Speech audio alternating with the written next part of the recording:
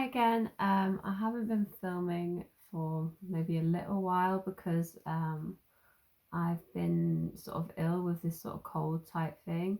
Obviously, a little bit worrying in these times, but I don't think it's anything. It's not anything serious. So yeah, I'm feeling a bit better now, but you might hear it in my voice still. So sorry about that if that's the case. So yeah, I don't even know why I'm doing these videos because I don't seem to get many views. But I'm trying anyway because I'm going to start uni soon. I haven't got a job because I quit and because it was time for me to move on. And yeah, so I don't know, I'm touching my radiator. So I'm just trying to do YouTube and see how that goes. So yeah, anyway, back to the point. So I think I've touched on this in my previous videos. I wanted to expand on this as I think romantic relationships and close connections are very important, in particular to the INFJ personality type, obviously, as well as many others. I think maybe they can struggle a lot with romantic relationships, at least from my experience. Yeah, perhaps any INFJs or personality types who are in a relationship with an INFJ may relate to some of these points. So I find that they're too impatient, especially in the early stages. I think instead of just going with that flow, and seeing who comes into my life, I can be too impatient and tend to rush this process. I get quite overwhelmed with the vastness and complexity I perceive the dating process to be. So I tend to group people and tend to discard them just to narrow the process down, which probably isn't an effective way and probably can make them feel a bit, I don't know, overwhelmed or pushed. Instead of just going with the flow of it, I can get quite impatient with it. I try and figure them out as quickly as possible, basically, like sending them personality tests, which maybe people can relate to. And they tend to think I'm like on some sort of commission if they send the link. They don't want to click it, even though I just desperately want to figure them out.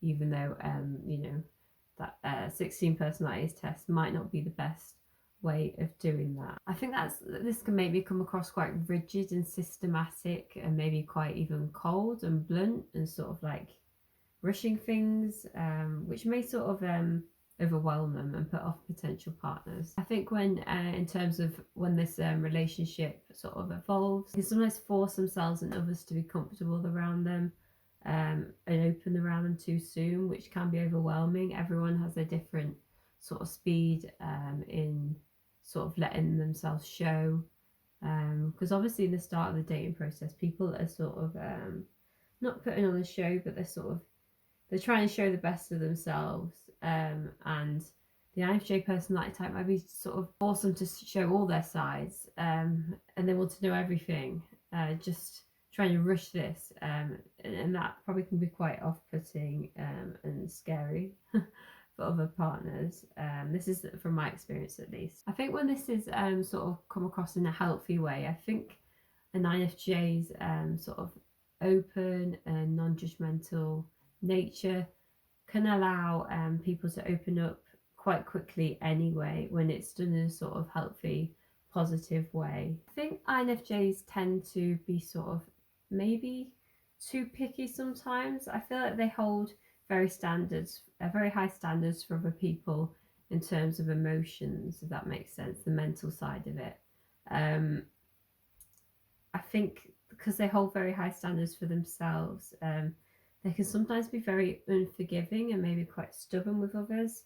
If they pick up on a slight bad energy or vibe, however you want to word it, especially with first impressions.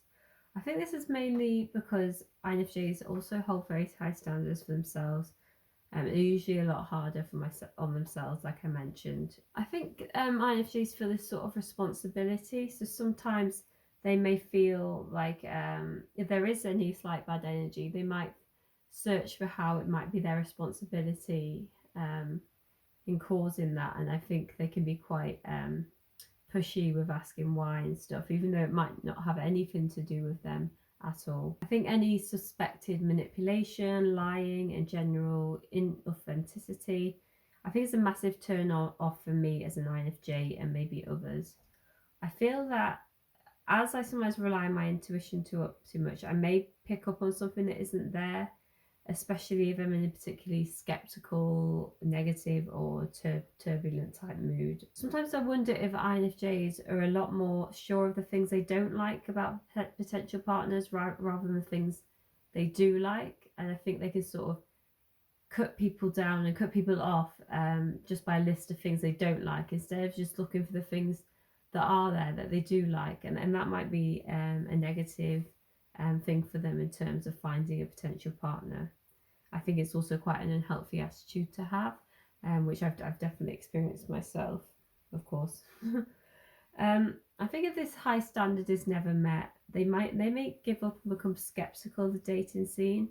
They may go the other way and even be self-sabotaging, even entering into casual relationships without thinking it through at all, and just going with anyone who's there. And that might be a bad thing, because as we know, INFJs, they probably tend to take a while to find someone that they can have a real true connection with. And I think they're probably lucky if they get that at the first chance. And yeah, so they might enter in a casual relationship without thinking through it with a person that's completely not right for them, and then it'll go downhill from there. I feel like they behave very extreme emotions and actions. I feel that love is literally the most important thing in life, to me at least, and maybe other INFJs, as they're obviously very emotional, feeling type personality. So I think once they find that partner that they know is the one for them, and they're very sure of that, maybe more assertive INFJs can achieve that. I think they feel love very intensely and unconditionally, and they can be very affectionate and expressive about this. If they're completely comfortable around that person, they can sort of put their guard down and not be maybe so private and almost uptight, and sort of skeptical of people. I think they're keen to show as much of their true selves and identity as possible. I think this sometimes feels restricted around others or amended to suit them. So I feel like once they feel that, it's like a feeling of relief that washes over them, and this may convey almost a sense of desperation. I'm not sure. I find that I can be personally sometimes too intense. That's what I've been told anyway. If I ask if I'm what sort of person I am, I'm intense or laid back, they'll always say you're very intense, very in your face, for better or for worse, basically. So I feel like it'll be almost testing to see if the other person can handle me, to truly earn my trust. I think on the other extreme, I can be very withdrawn and not initiate anything at all, and I feel that with INFJs, they can be very extreme. They can sort of switch their emotions, so like they could be really in your face and affectionate, but then if something they pick up on that they don't like, they can be very sort of shut them down and be quite cold, almost like that door slam theory, which I've looked into. I think they tend to romanticize a lot and create these sort of fantastical relationships in their head where it's all perfect, it completely suits them. And I think watching romantic movies really doesn't help, at least with me. So I feel like they romanticize relationships in their head, as I said, and I think they can easily jump to conclusions without any concrete evidence. And I think they need to face the facts and reality a lot, at least from my experience. I keep saying that, at least from my experience, because I don't want to sort of stereotype people a lot, because everyone's different. I don't think personality, the Myers-Briggs personality, comprises all of who you are. I think that there's so many other factors. I think this jump to conclusions can result in extreme actions which may be regrettable. So I've got my trusty notes here again, so if I look down, sorry, because I just can't seem at the minute to speak confidently, and I'm rubbish at articulating my words. I'm so much better on paper, and it's something that really annoys me, because I'm actually quite a confident person, but it's really hard for me to get across my points sometimes unless someone really understands me. So dependency can be a big thing for INFJs as well. I personally can become very dependent on that partner once in a relationship. as I almost make them my absolute everything and become at one with their mind, body, and soul. And that can be very intense and off-putting to some people. I think if it has a balance, it will work well. But I think this almost codependency, well, it's not codependency, one-sided dependency can obviously be a bad thing. I think as they rarely find that true connection, they hold on to this tightly. And whilst fiercely loyal, they can become very defensive over this when questioned. They just crave to be understood, heard, and listened.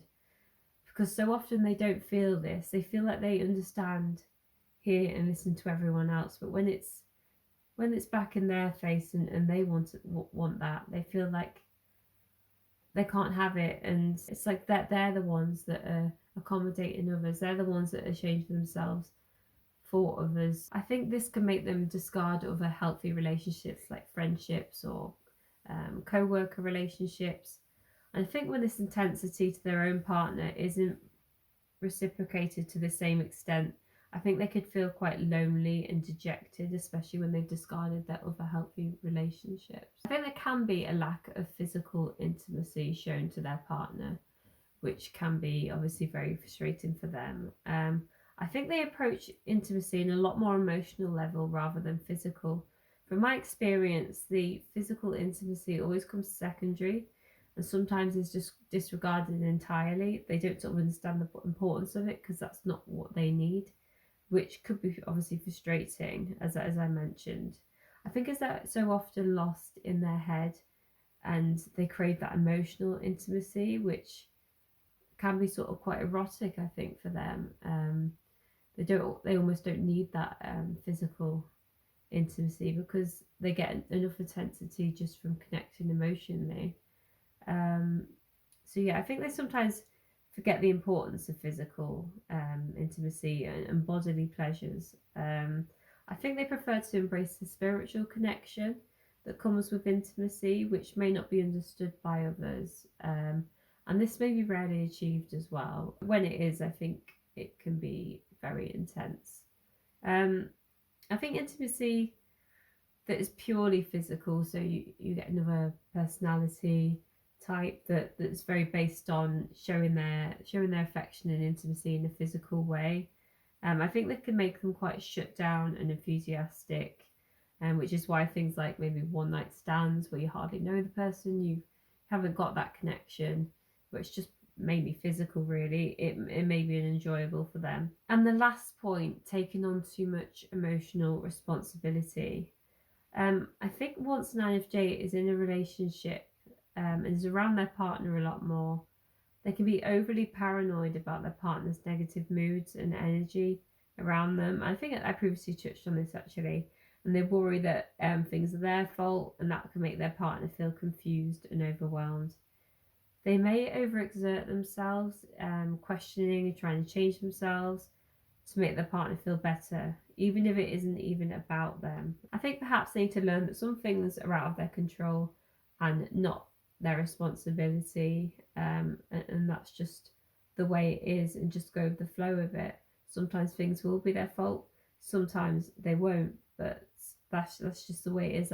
That's just life. So yeah, that's the end of the video. I hope you enjoyed it and maybe related to some of the points I made about the INFJ and romantic relationships. So yeah, I'm not sure if I'm going to carry on doing these videos because I appreciate the comments I've got, and I'm very happy that I've got some views, but I think it's a very saturated and overloaded industry in YouTube, especially at the moment, and I think yeah, it's going to be difficult to try and get there, especially when I'm discussing such a niche subject. Sorry, I can never speak words properly. I'm discussing such a niche subject and content that not everyone is interested in, and I'm trying to think of other ideas of the videos I could do, but yeah, I'm struggling to think because my imagination isn't amazing. And yeah, it's just difficult trying to think of ideas that people will like because I'm not a mind reader, despite how INFJs may be typecasted as. Anyway, so yeah, that's the end of my ramble. Hope you enjoyed. Like and comment to give me feedback if possible, please. So yeah, take care. Bye.